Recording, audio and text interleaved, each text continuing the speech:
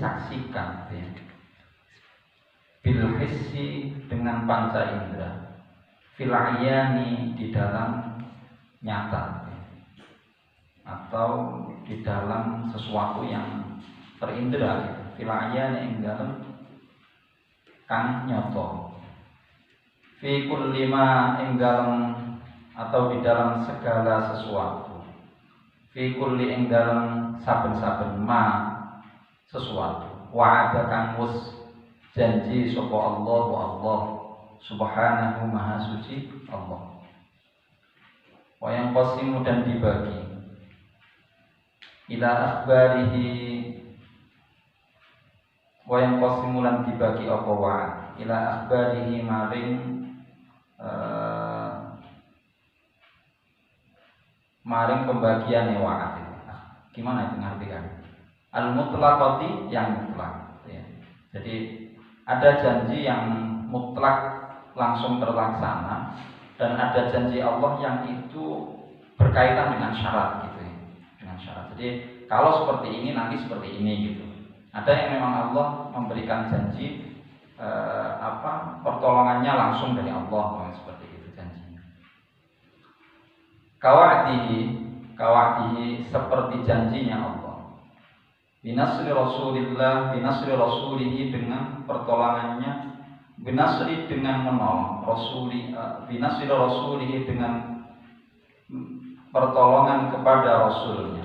Alaihi salam, Rasulnya Allah. Alaihi tetap ing atas ya Rasul. Apa assalamu, keselamatan. Wa ikhraji dan mengusir atau mengeluarkan.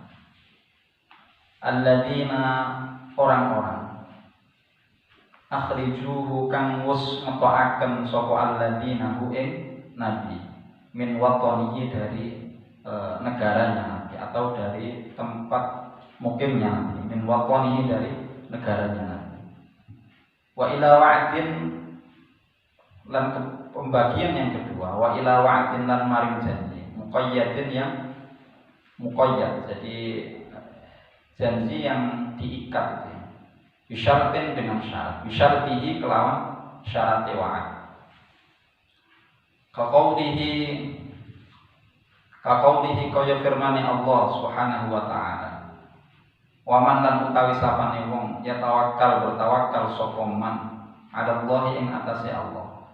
Wa huwa maqo halih utawi Allah iku hasbuhu nyukupi sapa Allahu ing man. At-Tolak juz 28 akhir. Waman lan utawi sapane wong atau firman Allah yang lain. Waman lan utawi sapane wong yukminu beriman sapa man billahi kelawan Allah yahdi memberi petunjuk qalbahu ing atine man sapa Allah qalbahu ing atine man. Jadi syaratnya mendapat hidayah itu iman gitu ya, beriman. Maka dia akan mampu menangkap hidayah gitu ya. Iman. At-Taghabun juz 28. Wa may yattaqillaha yaj'al lahu makhraja. Wa man lan utawi sapane wong. Wa dan wa man lan ayat.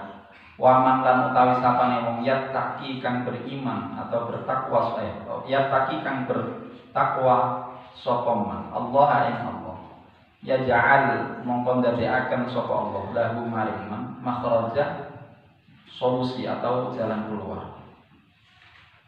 At-Tolak sebetulnya lanjutannya dari wa may yatawakkal 'ala Allah wa may yattaqillaha yaj'al lahu makhraja wa may yatawakkal 'ala Allah fa huwa hasbuh ya. Jadi ayat yang pertama sebetulnya ini, wa may yattaqillaha yaj'al lahu makhraja wa yarzuqhu min haitsu la yahtasib. Wa may yatawakkal 'ala Allahi fa huwa hasbuh. Innallaha balighu amri. Qad ja'ala Allahu li kulli syai'in qadara. Ya. At-Tolak ayat 2. Kalau yang atas tadi At-Tolak ayat 3. Wa lan iyyakum. Iyyakum lamun ta'am minkum saking sira kabeh iku asyruna wong 20 sabiruna halih padha sabar kabeh sapa asrun yadribu mongko ngalahaken sapa asrun mi'atain ing 200. Jadi sabar itu kekuatan yang mampu mengalahkan, ya kalau dalam kalkulasi ini berarti 2 kali lipat gitu ya, kekuatan. Jadi dulu ketika perang Badar kalau nggak salah, tentara Muslim itu kan jumlahnya berapa? 300 nih kalau 300 itu bisa mengalahkan berapa ribu itu? Dari itu mungkin atau saya lupa. Pokoknya jumlahnya 2 kali lipat dari jumlah orang mukmin. Dan kunci untuk mengalahkan segala sesuatu kalau dalam konsep agama itu ya sabar itu. Sabar itu punya kekuatan yang, ya kalau dalam kajiannya sabar itu kan ada tiga pemetaan. As-sabru 'ala ta'at. Jadi ketaatan itu ya perlu kesabaran. As-sabru 'ala musibah, ya musibah. As-sabru 'ala maksiat. Jadi menahan diri dari tidak melakukan maksiat itu membutuhkan kesabaran. Kan kalau di ada qiyam Arab atau mahfudzat Arab itu as-sabru kasibr gitu ya. Sabar itu seperti apa sibr itu? Buah. Ya mungkin kalau di sini buah wali gitu ya, atau buah apel, pokoknya yang pahit. As-sabru kasibr, murrun fi madaqatihi.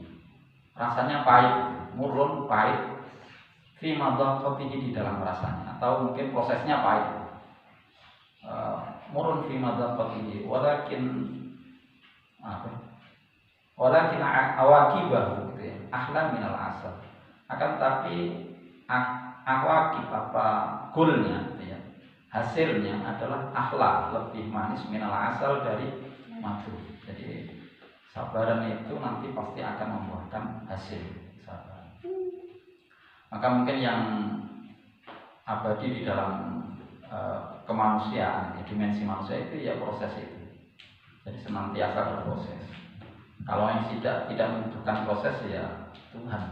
Dimensinya kan awal dan akhir itu tidak ada beda. Wal awal wal akhir wal zahir wal batin. Itu dimensi-dimensi yang dimensi ruang waktu itu kan dimensi kita. Bagi Tuhan ya tidak berdimensi seperti itu. Nah, salah satu kemukjizatan Al-Quran, kemukjizatan yang dideskripsikan di dalam Al-Quran adalah janji-janji Allah itu pasti terpenuhi, termasuk yang disampaikan oleh Rasulullah melalui mimpi beliau bahwa nanti umatnya akan mengalahkan siapa itu? Mengalahkan Romawi gitu ya. Tapi ternyata Muslim mengalahkan kekuasaan Romawi yang terakhir itu ketika zamannya Muhammad Al-Fatih ya. Muhammad Al-Fatih sekitar tahun berapa saya lupa. Ini apa namanya? 700 berapa? Ya. 700 Hijriah kalau nggak salah, saya lupa. Pokoknya sekitar 800 tahun dari masa Nabi. Kalau Nabi ya berarti 623, Rasulullah wafat itu 622. Siapa yang mau? Atau pokoknya 600-an, 622, 623 itu beliau kabundut itu mau. Ditambah sekitar 800, berarti berapa? 1400-an. Jadi tahun 1400 Masehi itu Konstantinopel itu baru dikalahkan oleh Muhammad Al-Fatih yang menyeberangkan perahunya sekitar 4 perahu besar, 40 kalau nggak salah. Itu melewati hutan apa ya? Saya lupa nama hutannya. Jadi teori dari kerajaan Romawi terakhir yang di Turki itu ya, Konstantinopel itu membatasi laut atau mungkin pantai itu dengan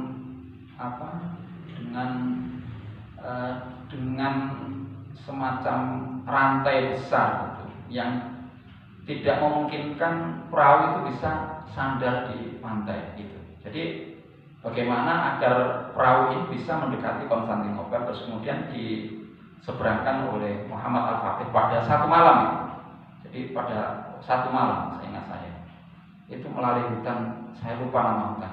Itu 40 perahu, 40 saya ingat saya, coba nanti dicek lagi. Itu perahu yang kapasitasnya untuk sekian ribu prajurit. Berapa? Saya lupa juga jumlah prajuritnya. Jadi itu tidak rasional. Di sekitar Selat Bosporus kalau nggak salah, Tanduk Setan, daerah-daerah situ nih, Selat Bosporus. Akhirnya kaget kan orang, akhirnya kalah. Padahal Muhammad Al-Fatih itu masih belia sekali usianya.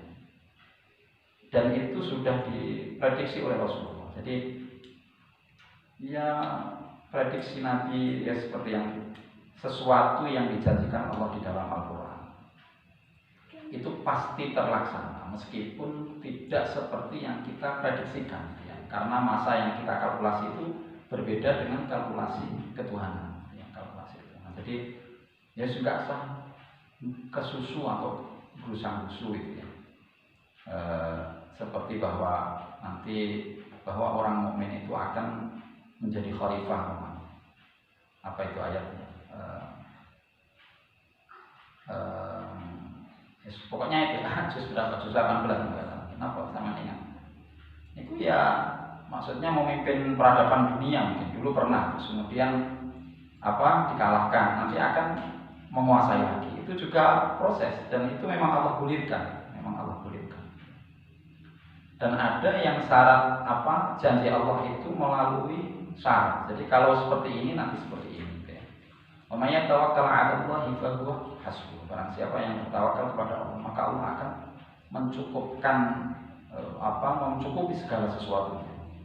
Jadi tawakal itu yang memasrahkan totalitas dari seluruh apa yang kita lakukan itu kepada Allah. Ya, kita ikhtiar itu sebagai kewajiban. Terus kemudian kita tawakalkan kepada Allah. Kalau dalam bahasa Al-Ghazali di Ihya itu apa itu? Lupa saya mana tawakal itu mentawakalkan semuanya, baik ibadah maupun ibadah makhluk mungkin kalau bahasanya. Karena semua aktivitas orang mukmin itu ibadah. Ibadah makhluk itu ditawakalkan kepada Allah. Atau kalau ingin mendapatkan hidayah ya. Jadi kalau hidayah yang sering kita mintakan di surat Al-Fatihah itu, "Wa may yu'min billahi yahdi qalbah." Yang paling tinggi adalah hidayah agama. Ya. Kan ada hidayah itu kan petunjuk. Bisa petunjuk ilmu pengetahuan yang relatif, petunjuk panca indera yang relatif itu. Petunjuk pengalaman yang juga relatif. Petunjuk apapun itu yang relatif. Dan yang mutlak adalah petunjuk agama atau hidayah agama. Dan yang kita mintakan di surat Al-Fatihah itu hidayah agama. Ihdinas shiratal mustaqim. Shiratal ladzina an'amta 'alaihim ghairil maghdubi 'alaihim waladdallin. Dan itu syarat mendapatkan hidayah agama. Kalau menurut ayat di surat At-Tahrun itu harus beriman. Iman itu ya percaya dengan dimensi yang rasionalitas kita itu mungkin tidak mampu merasionalisasikan. Jadi keimanan itu ya mahwal iman sebagaimana yang malaikat Jibril tanyakan kepada Rasulullah itu. Kemudian Rasulullah al-iman antuk minu billahi wa malaikatihi wa rusulihi apa terusannya? Wa kutubihi wa bil yaumil akhir wa bil qadrihi syarrihi wa khairihi ya. Al-hadis al-kalam. Atau takwa, wa may yattaqillaha yaj'al lahu makhraja. Atau kesabaran yang nanti akan memberikan ya seperti tadi hasil yang baik, kesabaran itu. Wa iyyakum minkum 'ashruna sabiruna yaqdimu mi'atain. Sebagaimana instruksi Allah dalam ayat yang lain. Wasta'inu bis-sabri was-shalah wa innaha lakabiratun illa 'alal khashi'in. Wasyibhi dzalika yang menyerupai hal-hal yang demikian ya. Saya kemarin ini ada kedatangan tamu dari Jakarta dan itu enggak sengaja nih. Beliau baru wisuda doktor tentang disertasi beliau tentang reposisi wakaf di dalam tafsir standar Indonesia. Jadi penelitian beliau itu tentang wakaf. Ternyata wakaf itu punya pengaruh sangat besar sekali. Tapi yang paling inti bukan itu. Dan itu penelitian pertama ya. Setahu saya penelitian pertama di Indonesia tentang deposisi wakaf itu. Sampai diskusi malam itu. Jadi wakaf itu punya pengaruh makna yang sangat signifikan sekali di dalam Al-Quran. Tapi yang paling saya ingat dari apa yang disampaikan itu begini. Ketika kita menghabiskan waktu kita dengan Al-Quran, gitu ya. Jadi beliau kan menyampaikan, saya sampai detik ini khatam Quran sudah 1000 kali. 1000 kali. Umur beliau mungkin ya sekitar 45 atau 43, pokoknya sekitar. Jadi kalau dibagi berapa itu berarti? Jadi dulu di awal-awal beliau melakukan istiqomah tadarus itu ya hafid Quran, hafid memang kakak senior di pondok saya dulu di MG. Jadi di Lajnah Pentasian Mushaf Quran di pusat TMI itu yang di kantor itu didominasi oleh dua pondok itu ya, pondok tahfidz, pondok Tebwir MG itu Madrasatul Quran sama pondok Kerapiak, pondoknya Yai Najib. Jadi kalau ke sana ya banyak yang saya kenal ya, karena dulu teman-teman ada yang kakak senior, ada yang satu angkatan gitu ya. Gitu. Dan itu pantas sekali mereka mengajar tentang Quran karena mereka yang tahu persis tentang bentuk-bentuk Quran, usul-usul Quran, jadi detail sekali. Sampai wakaf itu diteliti, rosem diteliti, terus kemudian fonetik, ya, font, simbol-simbol tentang tulisan, jadi detail sekali tentang mereka. Tapi yang saya ingat dari itu kan kemarin karena jamaah itu saya ikut jamaah di musola, terus saya suruh ngasih sama mbak-mbak itu. Yang saya ingat dari beliau itu begini, kata-kata beliau. Ketika kita menghabiskan waktu kita dengan Quran, gitu ya, maksudnya menyibukkan diri dengan Quran, maka waktu kita tidak habis, justru akan bertambah. Gitu. Terus kemudian beliau memberikan contoh konkret begini. Dulu saya awal-awal istiqomahkan tadarus Quran untuk khatam Quran itu berat, jadi 4 juz bawahnya awalnya. Itu sampai malam, itu belum selesai satu hari itu. Ya mungkin setengah juz sampai mungkin, atau terus disambi apa gitu. Sampai mau tidur belum selesai 4 juz. Dulu di awal-awal. Sekarang ini berapa nih, saya lupa tadi malam itu 3 hari sekali apa berapa itu khatam gitu ya. Itu waktu ketika sudah dipakai baca 10 juz, itu kok kayak belum mengambil waktu banyak dari hari itu gitu maksudnya gitu. Pokoknya proses seperti itu. Maka jangan heran ketika Imam Syafi'i itu setiap hari khatam Quran. Jangan heran. Jadi semakin kita menyibukkan waktu kita dengan Quran, maka waktu kita justru akan tidak habis, justru akan bertambah gitu mungkin. Kalau dalam bahasanya barokah. Maka jangan heran ketika Sayyidina Utsman ketika dalam satu sholatan beliau khatam Quran. Itu jangan heran, prosesnya enggak sebentar. Mungkin ya kalau seperti kita ya mungkin proses 20 tahun atau mungkin bisa lebih, atau ya enggak terkalkulasi. Beliau menyampaikan saya sudah sampai detik ini khatam 1000 kali, masya Allah gitu ya. Itu jadi ya Allah. Terus kemudian beliau cerita tentang penelitian beliau yang jumlah disertasi halamannya itu sekitar 2000 berapa itu jumlah halaman dari disertasinya tentang penelitian wakaf itu. Wah itu ketemu dengan kan yang datang dari Lajnah Pentasian Mushaf itu dua pakar, semuanya dokter. Yang satu dokter tentang wakaf, yang satu dokter rosem. Itu ya enggak ngundang ya dulu karena teman pondok, terus ketika di Malang ini karena meneliti ada aplikasi chat Mi Quran itu. Pernah dengar kan ya? Yang ketika kita nulis Daud umpamanya tiba-tiba muncul ayat Daud itu ditengarai gitu ya. Karena ada laporan ke sana, ini nanti jangan-jangan nomor yang masuk di grup itu diletas terus dibuat kejahatan. Terus kemudian Lajnah Pentasian Mushaf Quran Pusat itu datang ke sini. Baru kemarin kan baru bisa terbang kemarin setelah pandemi awal sampai itu baru terbang kemarin itu beliau. sampai Abdurrahman Saleh ya, itu langsung ke rumah yang punya aplikasi itu, ditanya, diinterogasi dan sebagainya, selesai dan tidak ditemukan indikasi-indikasi yang menjadi kecurigaan itu. Terus kemudian telepon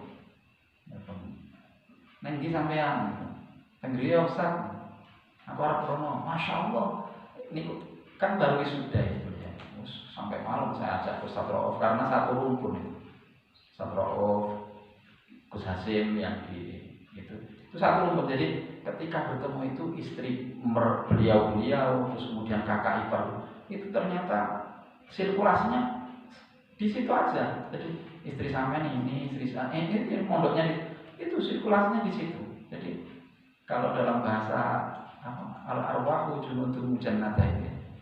Jadi roh itu senantiasa mencari itu yang senyawa istilahnya gitu. Jadi kakak iparnya itu dulu kakak di pondok, adiknya pokoknya gitu bulat gitu. Insyaallah. Tapi bertemu dengan beliau-beliau yang ilmunya masya Allah itu ya Allah, ini wali-walinya Allah. Jadi banyak wali Allah yang tersembunyi, yang memang Allah mungkin menyembunyikan. Jadi tahu detail sekali bahwa wakaf Jibril itu ada sekian belas gitu. Terus kemudian referensi tentang wakaf di kitab-kitab Indo itu ada sekian buku ya. Kitab itu ada sekian kitab Indo tentang wakaf saja itu yang dikarang oleh imam ini, terus wakaf ini, masya Allah, saya mendengarkan masya Allah. Terus beliau punya terjemahan versi beliau sendiri, terjemahan Quran versi beliau sendiri dari penelitian wakaf itu. Jadi ketika wakaf itu dipindah, makna itu akan berpindah. Contohnya, salah satu contohnya, ketika Nabi Ibrahim merusak berhala ya, terus kemudian kan Nabi Ibrahim ditanya, siapa yang merusak berhala itu? Nabi Ibrahim kan kemudian di dalam ayat itu qala bal fa'al kabiruhum hada ya. Nabi Ibrahim berkata bal fa'al, ada yang mewakafkan di bal fa'al ya. Kabiruhum hada, ada yang wasol bal fa'alahu kabiruhum hada, itu maknanya berbeda itu. Yang melakukan itu berhenti. Kabiruhum hada, ini yang besar, itu kata Nabi Ibrahim. Karena yang ditinggal tidak dirusak itu kan patung yang paling besar. Terus kemudian kapaknya itu kan dikalungkan di berhala yang besar. Kabiruhum hada, fas'aluhum in kanu yantiqun. Tanya sama ini kalau dia bisa bicara. Maksudnya Nabi Ibrahim itu sebetulnya untuk mengolok. Takok Tuhanmu iki, Tuhanmu. Takok Tuhanmu lah iso ngomong gitu. Jadi kalau itu wakafnya dirubah, awalnya diwasolkan. Qala bal fa'alahu kabiruhum hada. Yang melakukan, yang merusak itu ya yang paling besar ini. Padahal yang merusakkan Nabi Ibrahim. Itu tentang wakaf. Jadi, masya Allah, wakaf itu. Terus umpamanya wakaf di surat Al-Baqarah. Jadi tadi malam ngobrol itu masya Allah saya ke Ustaz Rauf, nggak ada Ustaz Rauf. Terus saya ajak pulang lagi ke rumah, ke Gus Hasim. Kemudian kumpul Ustaz Rauf di sana, saya sama 2 dokter itu masya Allah, seneng itu kumpul. Lihat apa yang diperbincangkan oleh itu masya Allah, ilmunya ya. Banyak orang yang oleh Allah belum dimunculkan, belum dimunculkan barangkali, belum dimunculkan padahal ilmu beliau. Itu bukan hanya ahli wakaf, hatam Al-Quran, jadi hafid Quran itu mungkin dengan qiraah sab'ahnya. Jadi kaidah qiraah sab'ah beliau itu ya, Dr. Haji Ustaz Rozi itu saya lupa nama komplit. Itu qiraah sab'ah itu hotel sekali kaidah. Jadi masya Allah. Terus kemudian ya itu yang saya ingat betul pesan beliau. Semakin kita sibuk dengan Quran, maka waktu kita itu enggak habis. Semakin kita menghabiskan waktu kita dengan Quran, maka waktu kita tidak habis. Justru semakin bertambah gitu. Mungkin ini. Makanya jangan heran ketika Imam Syafi'i kok bisa khatam Quran 1 hari sekali. Gak mungkin. Saya baca setengah juz saja wis 1 bulan kok mau gitu. Itu kan yang belum mengalami. Ya, buktinya beliau umur umpamanya 45. Coba 45 bagi 1000 itu berapa? 1000 dibagi 45. Ya, sekitar 50 kali. 50 kali Iya, itu 25 nih. Satu tahun 1000. Pokoknya gitu nih. Berarti 1 tahun bisa hatam mungkin sekitar 24 kali mungkin Pak. Iya, 24 ya. 23, 24. 1 bulan 2 kali. Itu yang 1 bulan 2 kali. Padahal kalau orang-orang hafid itu 1 hari hatam itu sangat mungkin. Saya sendiri nggak pernah melakukan itu, tapi enggak berapa kali saja, mungkin seingat saya mungkin berapa 5 kali yang 1 hari hatam itu. Tapi kalau yang 2 hari hatam itu bertahun, ya mungkin sekitar 2 tahun atau 1 tahun full itu 2 hari hatam itu, atau 3 hari hatam itu dulu pernah. Dan sekarang rindu sekali untuk melakukan itu rindu sekali. Jadi kalau alasan sibuk nggak bisa diterima lah, ya karena alasan nggak mau saja nggak mau saja itu. Insya Allah bisa 1 jam itu bisa 4 juz, bisa 4 juz kalau yang sudah gitu.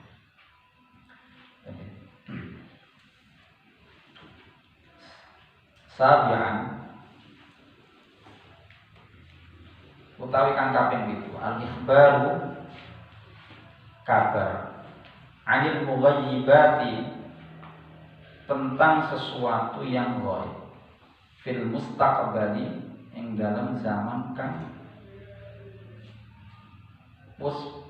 apa itu yang akan datang fil mustaqbali yang dalam zaman kang zaman yang akan datang. Allati kang layak toli'u orang mungkin bisa melihat, atau layak toli'u orang katon atau tidak terlihat. Alaiha ing atase mustaqbal illa bil wahyi kecuali dengan wahyu. Illa kejaba bil wahyi kelawan wahyu. Wala yaqdir wala yang tirulan walalan ora yaqdiru mampu alaihi ing atase memunculkan atau melihat sapa al-basyar manungsa wala sabila lan ora ana dalan lahum bagi basyar ilaihi wala sabila dan tidak ada cara lahum bagi basyar ilaihi maring yaqtali atau memperlihatkan min dzalika saking mengkono-mengkono ma sesuatu wa'adakan wis janji sapa Allah Ta'ala maha luhur atau maha tinggi Allah nabiyahu ing nabine Allah alaihi salam alaihi muga-muga tetep ing atase nabine Allah apa assalam keselamatan annahu sak temene Allah sayat haru bakal mengunggulkan dinahu ing agamane Allah alal adyan ing atase sekabehane agama ya qaulihi kelawan firmane Allah azza wa jalla azza moho apa itu luhur itu ya wa jalla lan aku huwa ya halih utawi Allah alladzi dzat huwa alladzi arsala rasulahu bil huda wa dinil haqqi liyudhhirahu 'ala ad-din kullih walau karihal musyrikun ya huwa ya halih utawi Allah alladzi dzat arsala yang mutus sapa Allah rasulahu ing utusan Allah bil huda kelawan Quran wa dinil haqqi atau kelawan petunjuk ya Al-Quran disebut dengan huda ya. Fungsi salah satu huda linnas wa bayyinatin minal huda wal furqan wa dinil haqqi lan agama kang bener lidhirahu ing yen to supaya unggul ala dini ing atase agama kullihi ya sekabehane din walau kariha lamun to benci sapa al-musyrikuna orang-orang musyrik. Meskipun orang musyrik itu benci terhadap keunggulan agama Islam ya. Jadi akan tetap unggul agama Islam. Makanya ya kalau sirkulasi agama di dalam hadis Nabi itu ya al-bada al-islamu ghariban wa sana'udu ghariban fatuba lil ghurba. Islam itu datang seperti asing Islam karena konsep-konsepnya membela yang lemah, menyetarakan manusia, perempuan laki-laki sama ya, sama-sama tugasnya. Terus banyaklah ya, konsep-konsep budaya yang dulu itu semuanya dirombak oleh Al-Qur'an. Ya, Al-Qur'an memberikan 3 respon terhadap realitas budaya atau keberagamaan ketika Al-Qur'an datang kan itu ya. Ada yang diharamkan, terus ada yang dirubah, ada yang diperbolehkan gitu ya. Ada yang diharamkan ditahrim, ada yang dirubah ditaghyir gitu ya. Ada yang dihalalkan tahlil gitu ya. Ada yang yaitu ada 3 respon itu. Yang dihalalkan namanya praktek nikah, meskipun itu juga dirubah konsepnya. Terus kemudian jual beli yang saling ridho dan sebagainya. Atau diharamkan minum khamr, berjudi, apalagi membunuh, syirik dan sebagainya itu ya. Ada yang dirubah ya seperti nikah, model nikah ya. Dulu nikah itu nggak ada batas. Laki-laki 1, perempuannya 40 gitu, atau 1000 gitu mungkin gitu ya. Kalau itu nggak dirubah lah, gimana? Kacau. Sekarang sedang beredar atau dimarahkan nikah 4 aja sebagai itu. Sebenarnya geger itu. Terus pokoknya begitu. Jadi ada tahrim, tahlil, tahyir sama tahlil gitu ya. Ada yang diharamkan ya. Nah itu asing, kemudian nanti akan kembali asing gitu ya. Konsep agama asing. Kenapa ada nikah, kenapa kok minum khamr diharamkan, kenapa kok sholat dan sebagainya. Maka terus kemudian Nabi memberikan apresiasi. Beruntunglah orang-orang yang asing. Mereka sibuk tentang dunia, menggadaikan kehidupannya untuk dunia dan sebagainya. Kita sibuk untuk mendekatkan diri kepada Allah, berbuat kebajikan.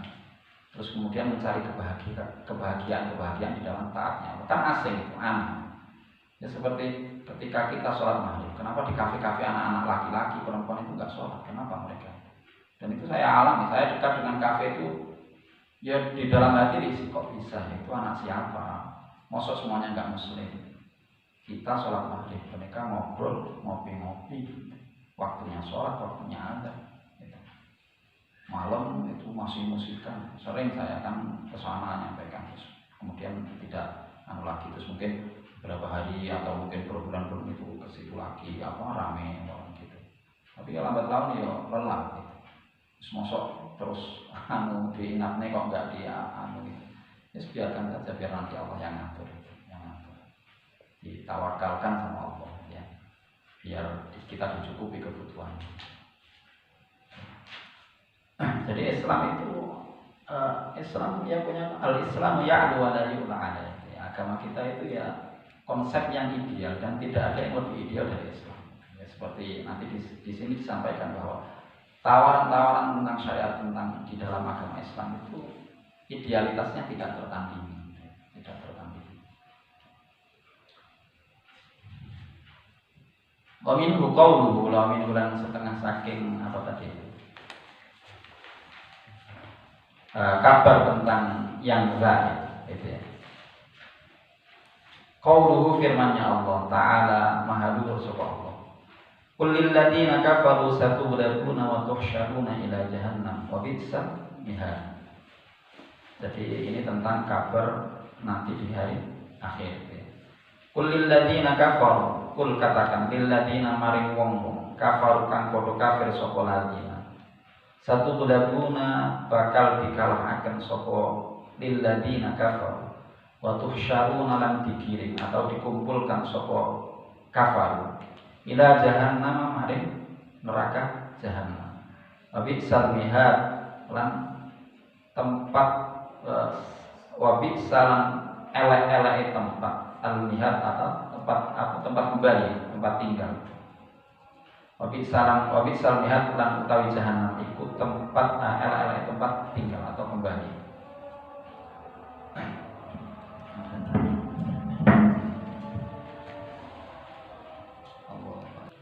Wa minhu qawluhu wa minhu lan utawi setengah saking kabar yang tentang sesuatu yang akan terjadi. Qawluhu firman Allah Ta'ala Maha Luhur sapa Allah.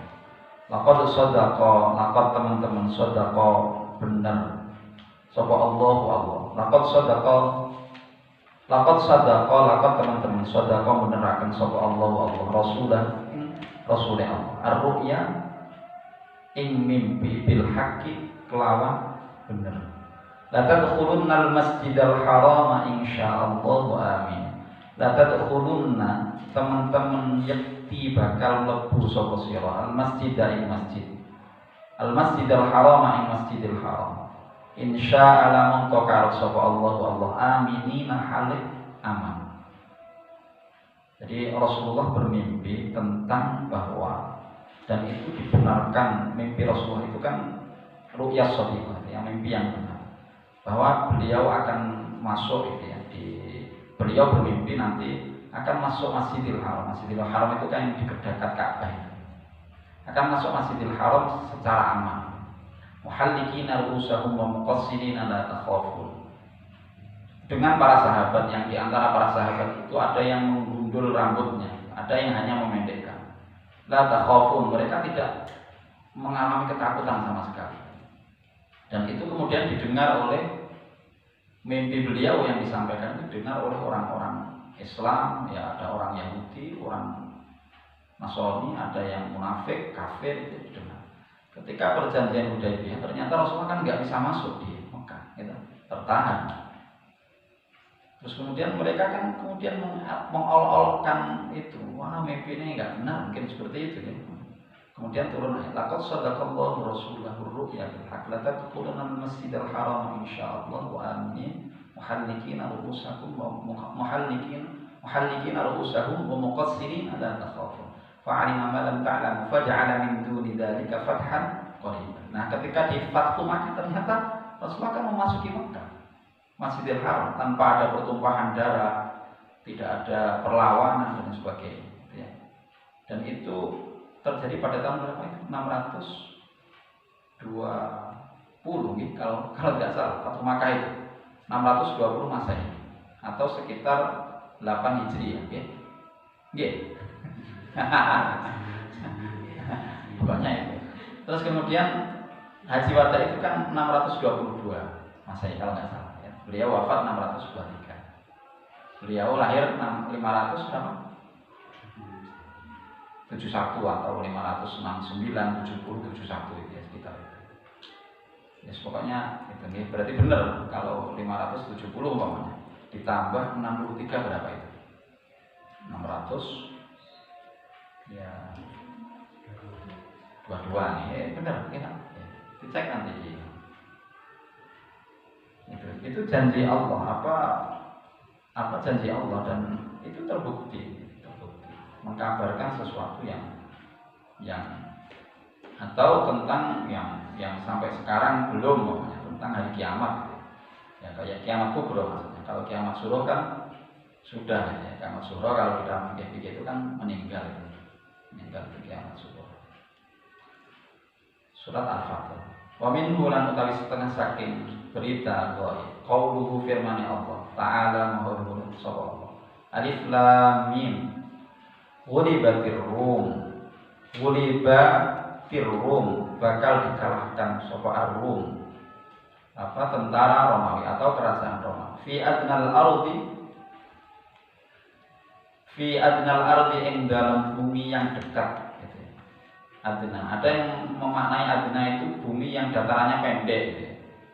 Wa hum min ba'di ghadabihim saya beribu wa hum lan utawi mereka min ba'di ghadabihim sakwise dikalahkan saya libuna bakal ngalahaken sapa Rum ya. Jadi ya Romawi itu perang sama Persia itu kalah dulu. Kalau Persia itu kan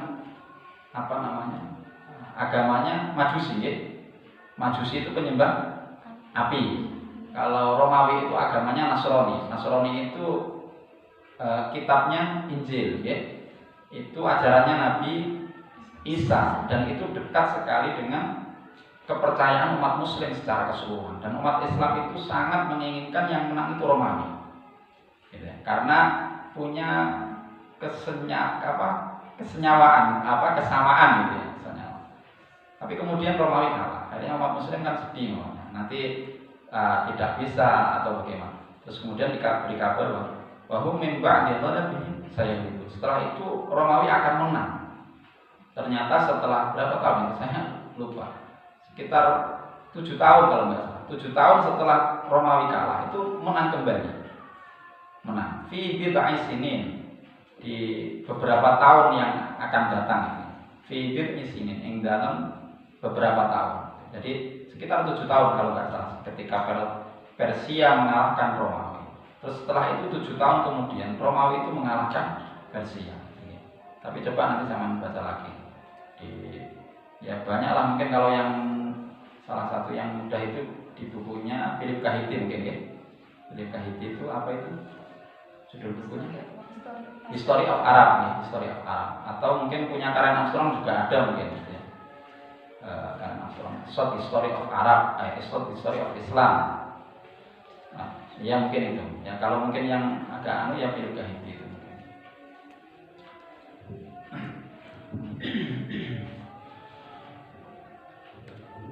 Fahadihi mongko utawi iki kulluha yaskabai hadihi iku akhbarun berita-berita anil ghuyubi tentang sesuatu yang ghaib. Ghaib itu begini definisinya. Ghaib itu pokoknya yang tidak kita ketahui gitu ya. Tidak ada di depan mata kita gitu istilahnya. Jadi ghaib itu bukan enggak ada enggak. Ghaib itu ada. Okay. Ya seperti berita tentang Romawi. Romawi ada enggak? Tapi kan tidak kita temui masanya, itu ghaib. Setan ada enggak? Ada, tapi kan kita tidak bisa menemui, itu ghaib. Hari kiamat ada enggak? Ada, tapi kan masanya tidak sekarang namanya, itu ghaib. Jadi ghaib itu sesuatu yang masanya tidak bersama kita. Masa lalu itu ya ghaib, masa depan ya ghaib. Yang hadir ya sekarang, detik ini gitu ya. Itu hadir. Nanti 1 menit ke depan itu kan juga ghaib. 1 menit belakang tadi juga ghaib. Itu ghaib. Makanya apa yang diberitakan oleh Quran itu tidak ada yang ilusi, semuanya hakiki. Meskipun itu dimaknai secara bahwa itu adalah berita ghaib. Jadi ghaib itu bukan tidak ada, enggak ada, tapi masanya tidak bersama dengan kita. Itu ghaib. Berita kita nanti kalau dibaca oleh anak cucu kita ketika kita sudah tidak ada itu berita gaib gitu. Jadi kita makhluk gaib gitu, makhluk gaib gitu. Seperti itu ya. PKI itu ya gaib gitu. Maksudnya berita gaib informasi gaib gitu istilahnya gitu. Dimensi yang di luar dimensi masa kita gitu. Mungkin gitu ya. Allati kan la yaqafu ora mampu alaiha ing atase guyub illa rabbul alamin illa kecuali sapa rabbul alamin zat kang mengirani alam kabeh. Jadi berita-berita itu tidak mungkin mampu dideskripsikan atau diinformasikan sama sekali kecuali oleh Allah. Karena memang tidak ada data yang jelas. Ya apa ada referensi tentang berita-berita itu sebelum Al-Quran turun? Tidak ada, kecuali kitab-kitab, dan itu kitab-kitab itu tidak detail juga, ya tidak, ya menyinggung beberapa hal tapi tidak semuanya. Dan sebagaimana yang diinformasikan di kajian sebelumnya bahwa Nabi itu ummi, termasuk umatnya adalah ummi, gitu ya. Jadi belum pernah baca tentang itu kecuali beberapa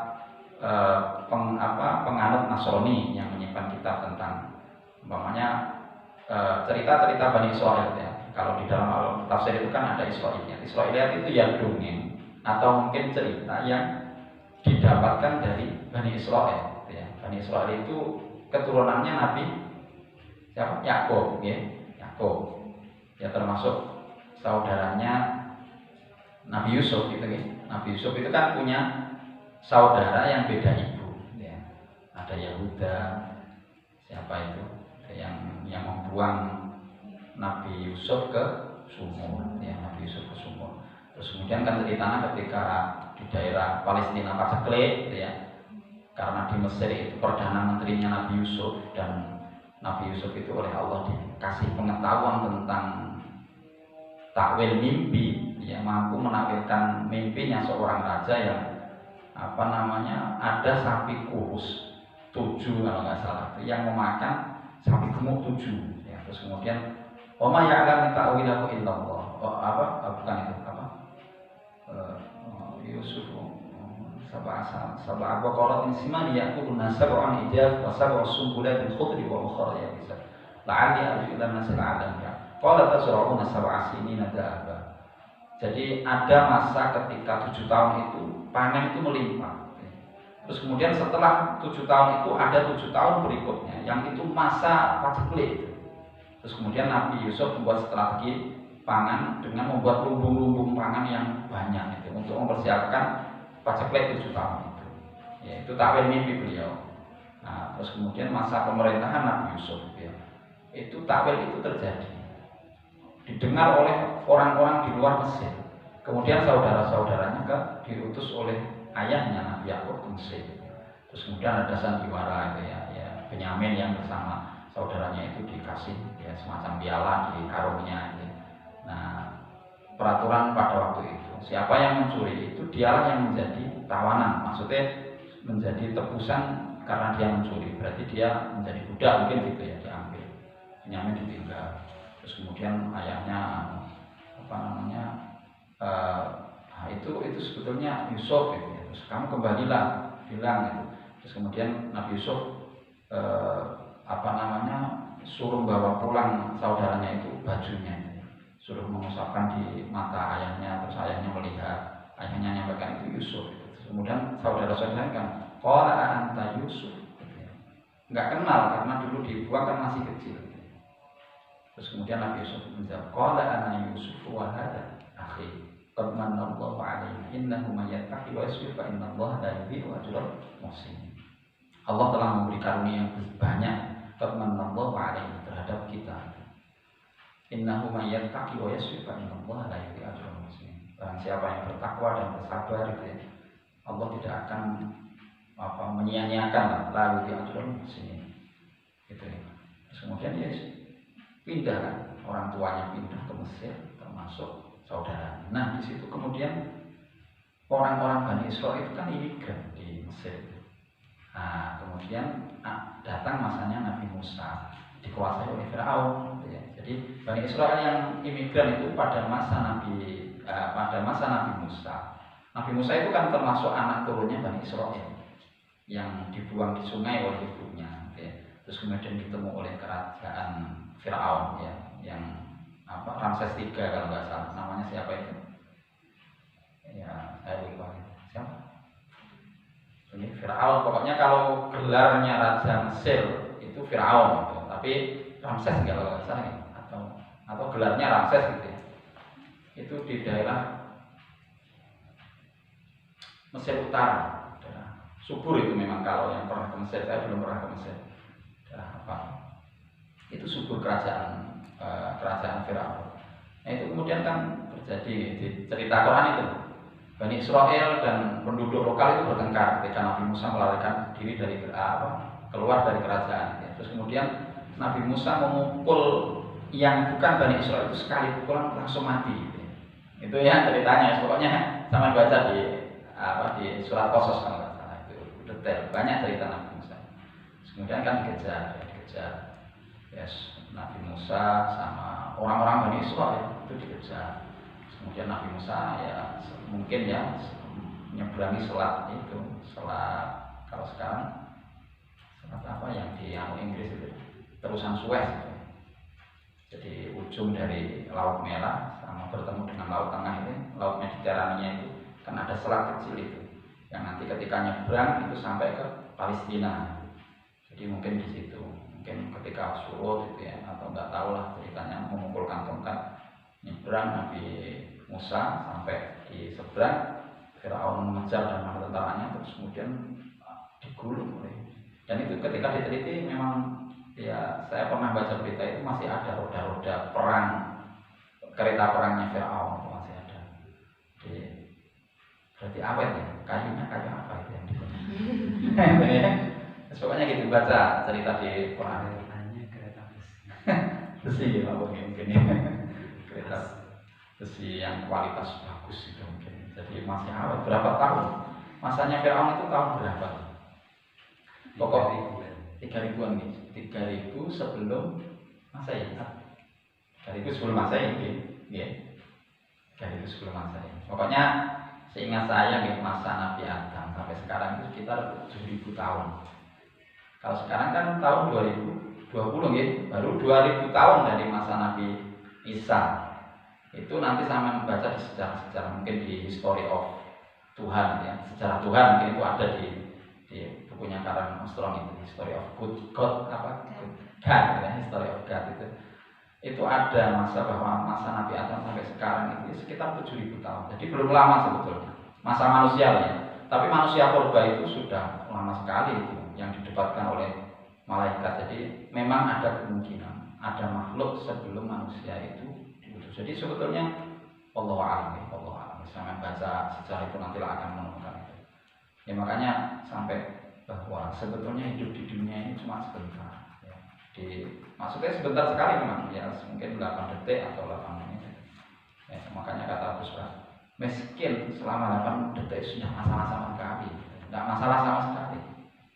Terus kemudian suruh taat selama 8 detik tidak masalah. Makanya nanti orang-orang kafir, orang-orang yang tidak beriman sama Allah itu, ketika dimasukkan neraka, dihadapkan dengan neraka, terus kemudian ditanya, bagaimana dengan kebebasanmu yang dulu bebas melakukan apa saja itu, apa ada artinya dengan kesenanganmu, kebebasanmu, kekayaanmu, apa ada artinya dengan keabadianmu? Ya tidak ada artinya sama sekali, cuma 8 menit senangnya, terus kemudian susahnya selama-lamanya. Sebenarnya orang-orang mukmin yang hidupnya sedih umpamanya dihadapkan dengan kenikmatan surga, ditanya, bagaimana? Apakah kamu pernah merasa sedih atau mungkin sedihmu itu berefek? Ya tidak berefek sama sekali, cuma sebentar saja. Tidak berefek sama sekali, cuma 8 menit. Gitu ya. Makanya gambarannya satu hari di akhirat itu bisa nanti mimma tahun. Wasta'khiruna bil adat. Fala yukhlifallahu wa'dahu wa inna yawman 'inda rabbika ka'alfisanatin mimma tahun. Ya coba di hidup kita namanya 60 tahun umpamanya. Ya dibagi aja. Bagi itu berarti berapa hari atau berapa jam hidup kita di dunia ini. Makanya kalau sabda Nabi itu kan kun fid dunya ka'annaka gharib aw 'abid sabil. Hidup ning dunia is koyo asing atau orang yang hanya 'abid sabil, numpang lewat. Jadi mampir ngombe kalau bahasanya orang Jawa. Ini itu dulu ya. Semoga termotivasi, habiskan waktu dengan Quran ya. Habiskan waktu dengan Quran, maka waktu kita akan semakin bertambah. Makanya ketika beliau hadir itu saya sampai ya Allah, berarti Masya Allah belum ada apa-apanya tidak ada apa-apanya. Beliau sudah ilmunya Masya Allah. Senang ketemu dengan orang-orang soleh itu, memang melihat wajahnya orang soleh itu bahagia memang. Pokoknya bahagia. Saya didatangi itu senangnya bukan manggil Allah. Kalau manggil saya kan manggil Ustaz ya Allah, semua tersuwun, senang sekali didatangi. Ya sallallahu alaihi wasallam itu nggak bisa diungkapkan dengan bahasa. Kumpul dengan para ahli Quran karena mereka ahli Quran. Mereka dan juga semoga kita termasuk Allah ini. Karena ikut dengan senang dengan mereka. Ini itu dulu ya. Semoga bermanfaat. Semoga kita senantiasa bahagia dengan karunia Allah. Amin amin ya rabbal alamin. Doa setelah baca Quran. Allahumma rahmna bil Quran waj'alhu lana imaman wa nuran wa hudan wa rahmah. Allahumma dhakkirna minhu ma nasina wa 'allimna minhu ma jahilna warzuqna tilawatahu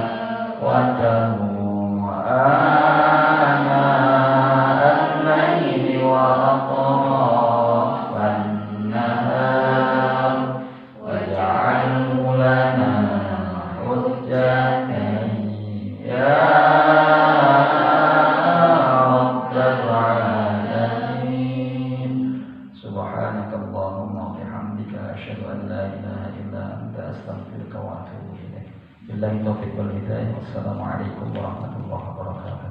Waalaikumsalam.